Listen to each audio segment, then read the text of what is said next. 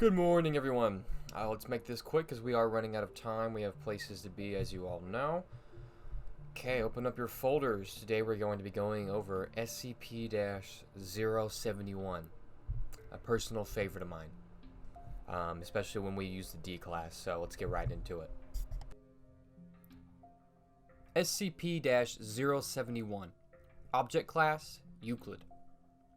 Special Containment Procedures list that the SCP is to be contained in a modified standard humanoid containment cell with no direct observation capabilities. Surveillance of the SCP may only be performed via closed-circuit video with a minimum of 60 seconds delay.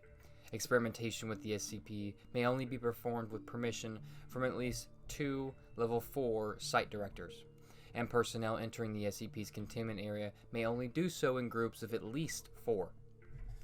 Any personnel exhibiting unusual or compulsive behavior must be removed from the area immediately, given a full psychiatric screening, and either administered a Class C anesthetic or reassigned and deemed appropriate.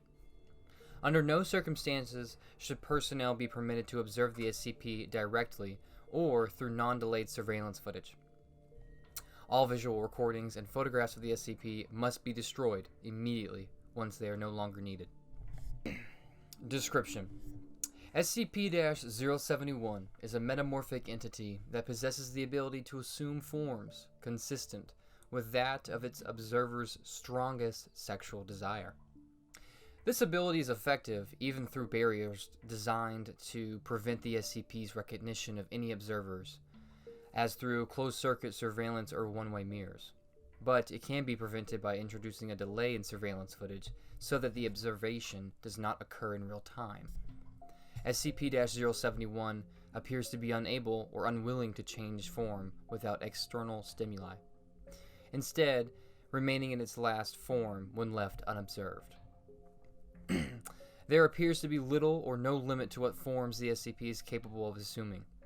See Addendum 071-01 for additional information.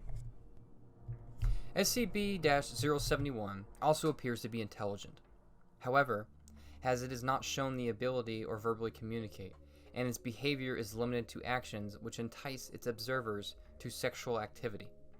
It is unknown whether the SCP actually possesses sentience, or merely mimics behavior expected by its observers.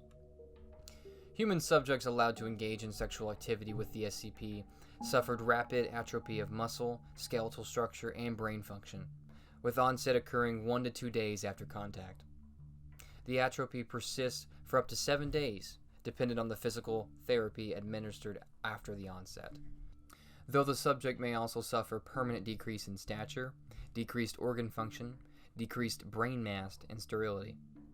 Subjects who achieve auto-gratification through masturbation via the use of media containing the SCP, whether delayed or not, will suffer the same effects. SCP-071 came into the Foundation's attention on following: due to the ongoing medical cases consistent with exposure to the SCP, efforts to remove all visual recordings of the SCP from the internet are still ongoing. Addendum 071-01 Researcher Note: the SCP-071's ability to change forms does not appear to be limited to normal human subjects. When presented with the subject D-7883, the SCP assumed the shape of a female golden retriever. The D-Class 7883 reacted with shock and refused to proceed with the experiment, though the subject's psychological signs were consistent with a state of sexual arousal. SCP-071 assumed the form of a female human corpse when exposed to D-Class 8762. Medical staff confirmed a complete lack of life signs, and the SCP suffered no harm from the transition, later assuming the form of a year-old male subject when exposed to the D-Class 8765. Doctor. That's all for today. Please continue with your reports as well as your detailings, okay? Thank you so much and have a wonderful day.